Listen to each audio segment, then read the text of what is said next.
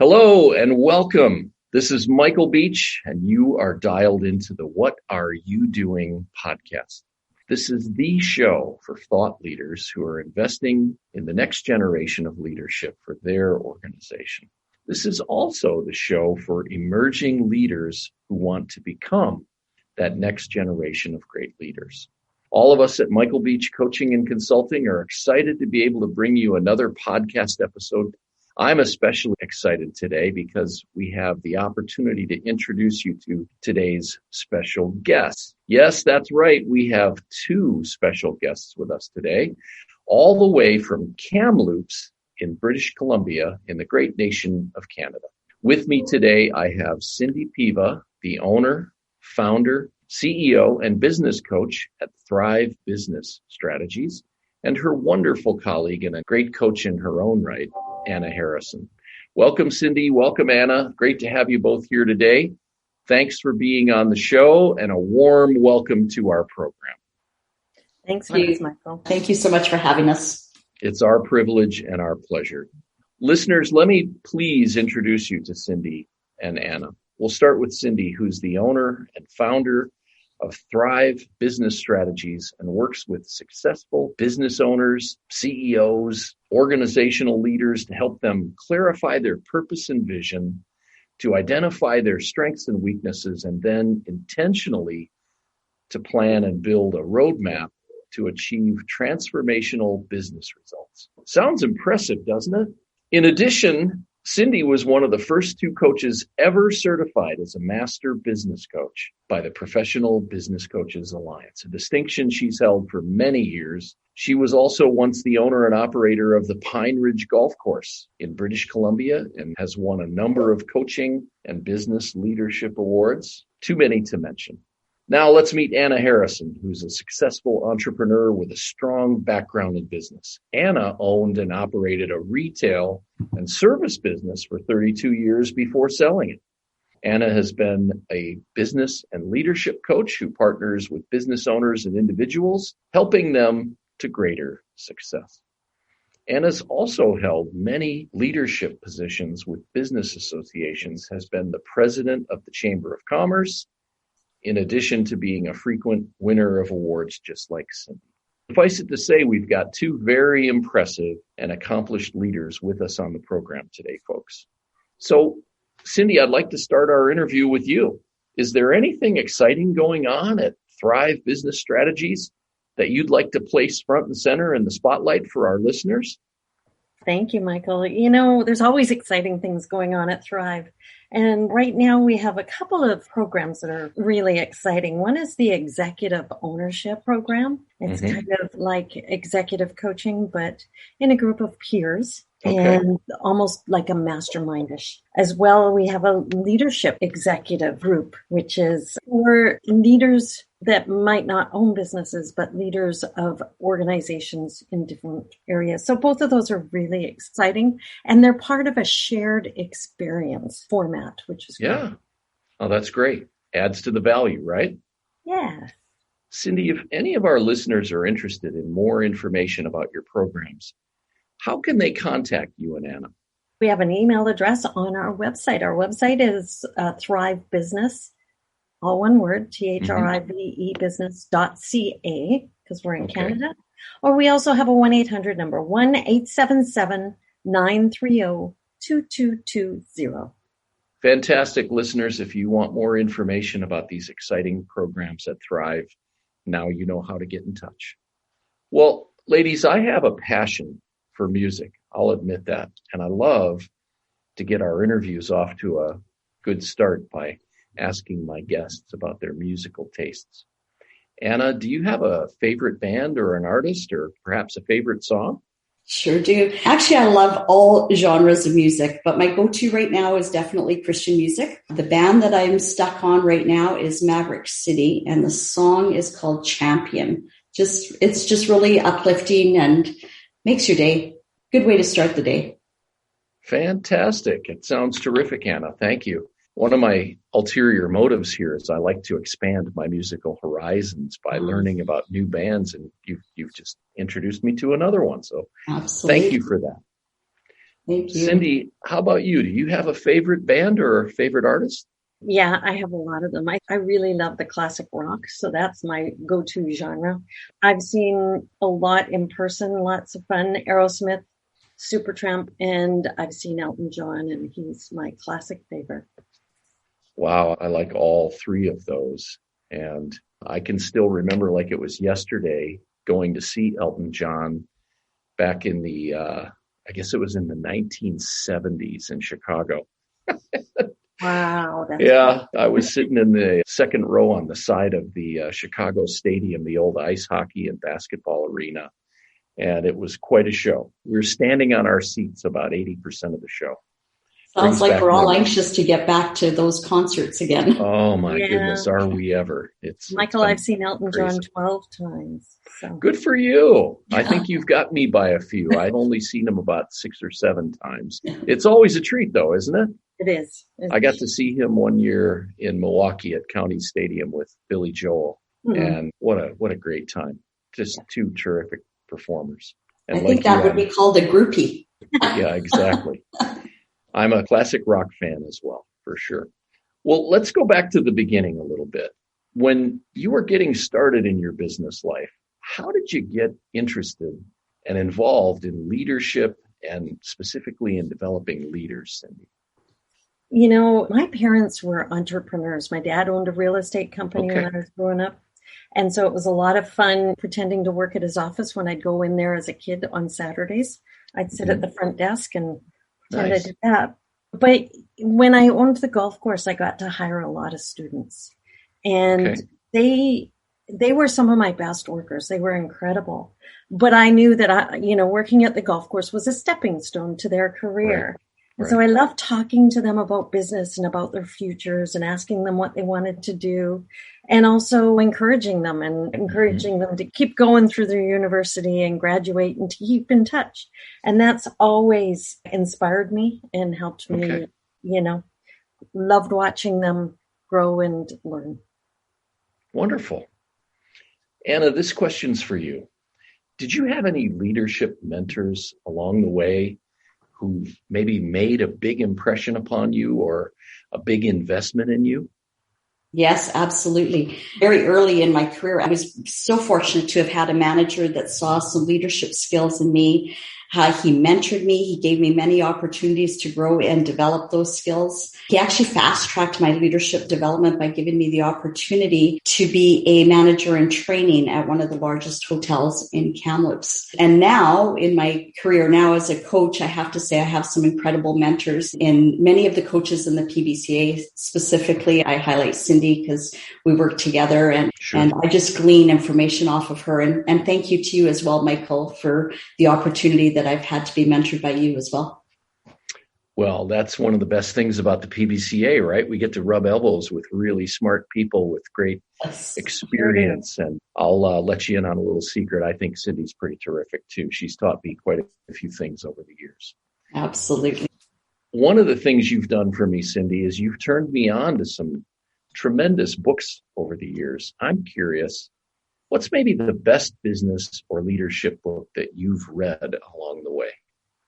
Oh, leadership books. There's so many. I love the classics. Some of the ones for leadership in particular, 7 Habits, Highly Effective People by Covey. And some of the other, Start With Why by Sinek is not quite as classic, but really good. And then there's some other ones that are just good classics about business. Things like Guerrilla Marketing by Levinson, Mastering the Rockefeller Habits, Traction Good to Great, and Great by Blades. Yes, that's the one. All of those, are great leadership and business books.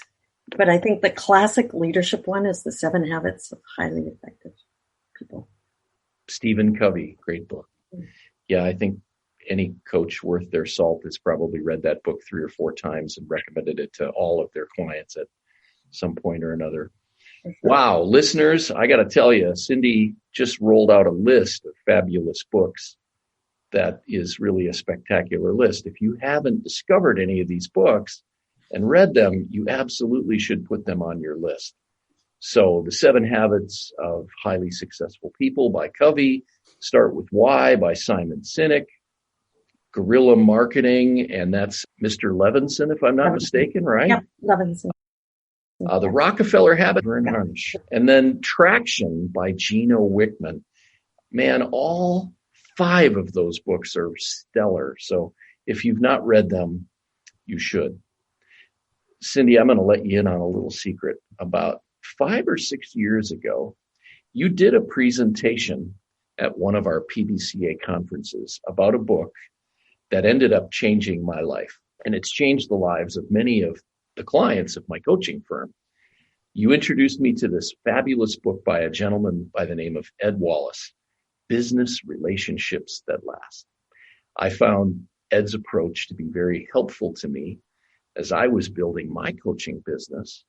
And I suspected that his methodologies would be helpful to just about any business leader I ever came in contact with who wanted to focus on how to build the best long-lasting relationships with their business clients. And Cindy, I can't thank you enough, because that was one of the best book recommendations anybody's ever made for me. And it really did help me to grow my business quickly in the early years of my coaching practice. And it helped me to become a better builder of those incredibly valuable business relationships. And now I use it with all my clients. And that's another great book. I had forgotten, and thank you for that. That was a great book on building relationships. So I'll have to go back to that as well. He's got some really cool videos on YouTube as well. As you know, he tells the story about the taxi driver. Yeah. And I love that story. That's just such a classic video. So listeners, if you get a chance, check out Ed Wallace and Business Relationships That Last. Anna, I've got another question for you. I'm guessing that you are still investing in yourself after all these years so that you can continue to raise the level of your leadership game. Can you tell our audience a little bit about what you're doing to develop and grow yourself right now? Absolutely. Well, I feel really strongly that continuing education is very important. And actually, I recently became certified as a professional leadership development coach with GAP-LD, Global Alliance for Professional Leadership Development. Nice. Congratulations. Yeah, thank you. It's very exciting. That's wonderful. Can you tell us a little bit more about the Global Alliance program? Absolutely. So the founder of GAP-LD is Dale Bodding, who we all know. He was actually the founder of PBCA Canada. Dale's a strong believer in leadership development. And if you know Dale, you know that any training with him is definitely like drinking from a fire hose. So very amazing. So much information. My brain is still on overload from the training. I understand completely. Dale is probably one of the most well-read human beings on this planet. I think of myself as a bookworm, and trust me, his reading list puts mine to shame. It's like my reading list on steroids. Yes.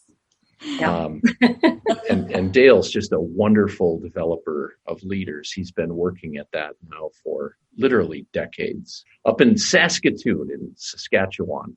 Yes, he is. Great man and a wonderful, wonderful guy. Well, back to you, Cindy. I would love to know what's the greatest leadership advice that you've ever been given. Early on at the golf course, I tended to try to do everything like every good owner should or does. And I remember someone saying to me that if you have somebody doing something at 80% of how you do it, count it as 100% because nobody's going to care like you. And then what's going to happen is they're actually going to take it further than you ever would. So let them soar. And that was always some really good advice that resonated with me, and it helped me. And now I help other leaders with that same advice. Outstanding how that circle just comes around, isn't it? Mm-hmm. It is, yeah. Do you happen to remember who shared that little nugget of gold with you all those years ago? It was one of the sage old gents at the golf course who was a member. He was a retired school teacher at the time.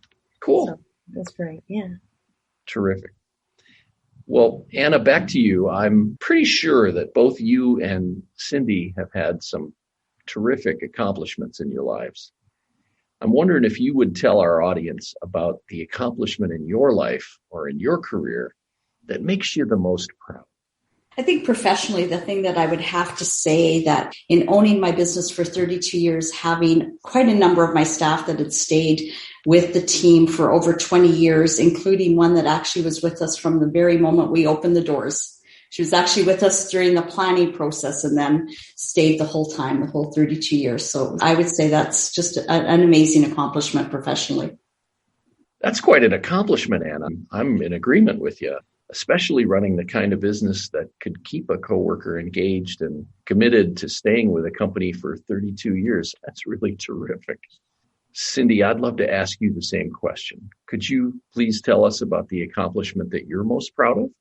I feel very lucky because having the ability to have had not one, but two great careers in my life, starting the golf course from the inception to selling it.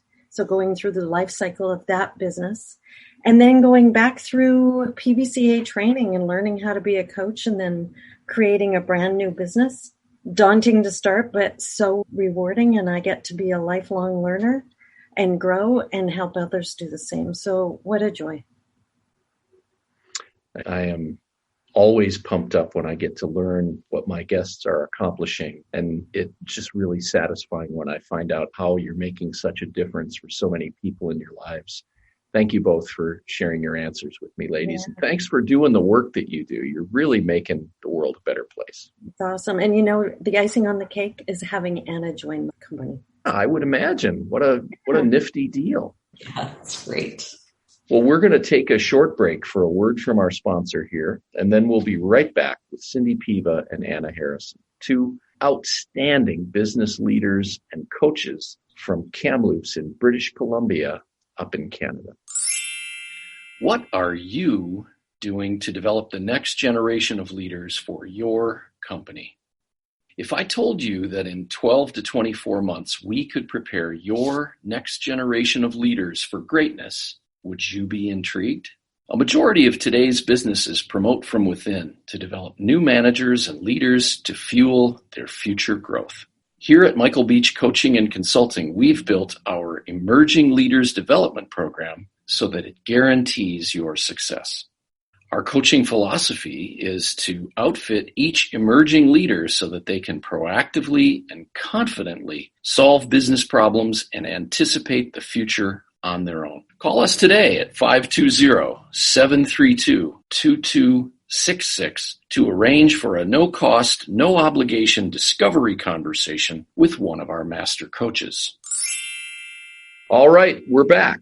We've been having a great conversation with Anna Harrison and Cindy Piva, the wonderful coach and master coach at Thrive Business Strategies in British Columbia, Canada. Cindy, what has led to you investing so much of your time and your energy into the effort to develop other people as great leaders?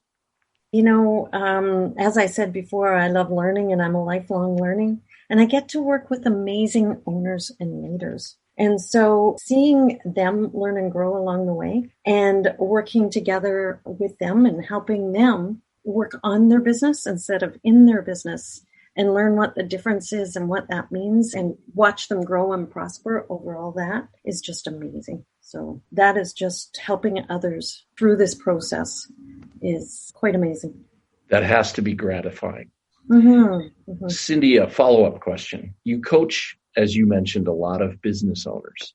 Mm-hmm. My guess is that you've done an awful lot to coach business owners on leadership. Why is leadership so important? I think leadership has one of those, people don't really know what that means. Mm-hmm. And so by default, a business owner becomes the leader of their company.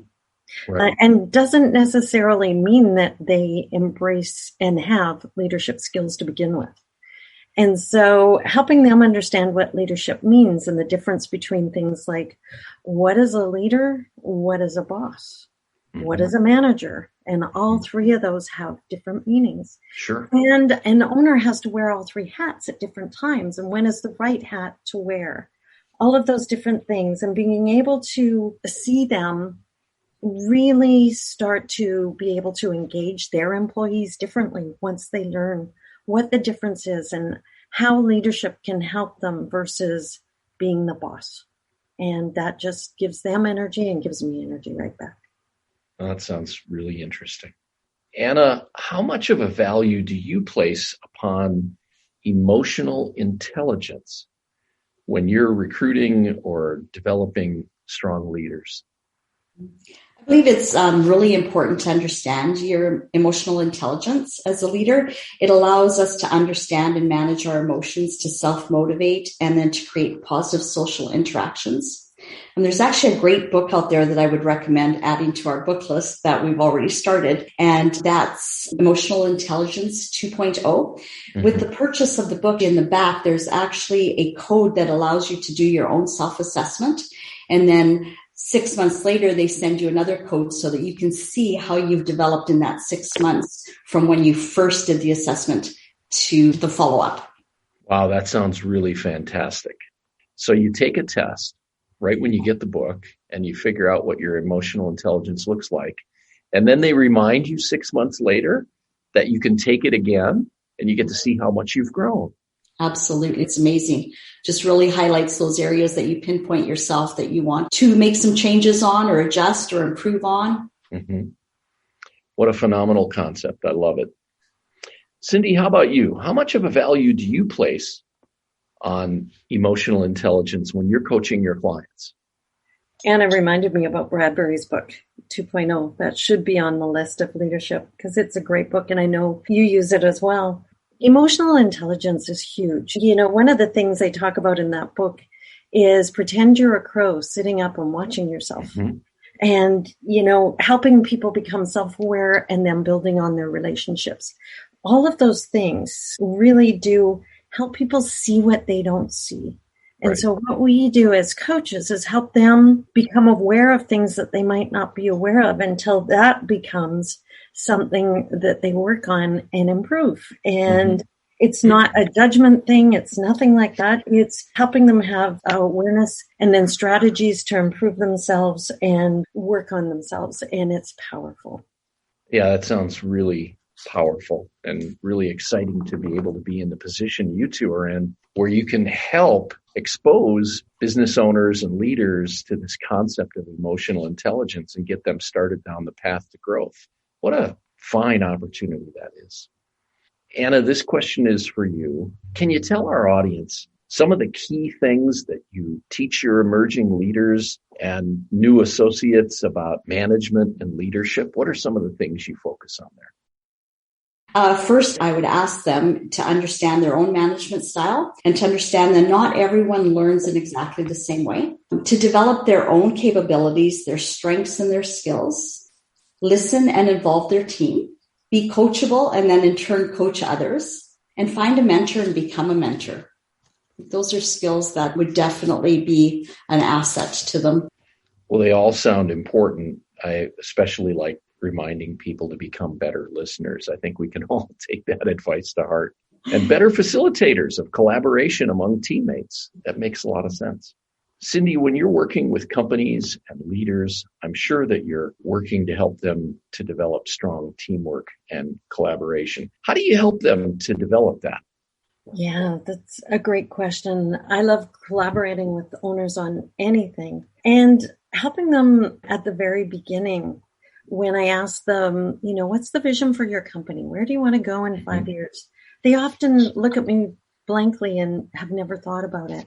And so helping them create their vision and then helping them engage their team with that vision and collaborating together on moving towards that vision. And that has really helped them all kind of be on the same page and engage together on a common purpose as opposed to a whole bunch of people working together doing something. They're not quite sure where they're going. So that vision is extremely important, and creating that from the beginning really helps them collaborate and engage with their team better. Sure. Yeah, I have to imagine that if you're working in any kind of an organization, we get in the habit of just kind of becoming individual contributors and putting our head down and grinding through the work. And it's so easy to forget how empowering and engaging and energy driving it is to have a teammate to take your efforts to the next level. We forget how we multiply against one another. Pretty powerful stuff. for sure. All right. Well, hey, my final question has arrived.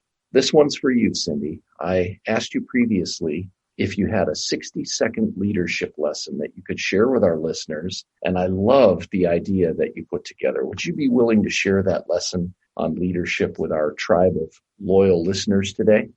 Yeah, it's one that I think some people have a hard time with and other people don't. And it's okay to make mistakes. You know, most people fear doing something because they're afraid to make a mistake. And if you make it okay to make a mistake for both you and your team, I'm not saying, hey, no big deal, let's just keep going. That's not what I mean. But that's how you learn. So stop and think when somebody makes a mistake. A lot of people react, take that extra breath, and then ask, what did you learn? And oftentimes people come out better at the other end by making the mistake because they learn from it. And chances are they'll never do it again, as opposed to yelling and then they're afraid even more to even move because they made a mistake. So that's always been one that I've loved to talk to owners about. How do you feel if somebody makes a mistake? Mm-hmm. Mm-hmm. What a terrific lesson. Mistakes are really only mistakes if you don't learn from them. Great thought. So many companies miss the opportunity to prepare their team to make mistakes. And instead of wallowing in misery about making a mistake, they can get them excited and focused on turning them into learning lessons, and we start moving forward.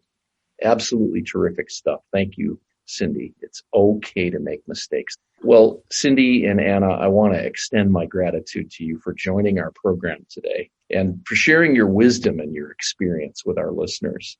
Thank you so much for taking time in your busy week up there in British Columbia to join us for a tremendous conversation about leadership and developing leadership. I know our listening business owners, founders of companies, and emerging leaders have enjoyed learning from the two of you. And I want to give my congratulations to both of you on all of the success you're having together at Thrive Business Strategies.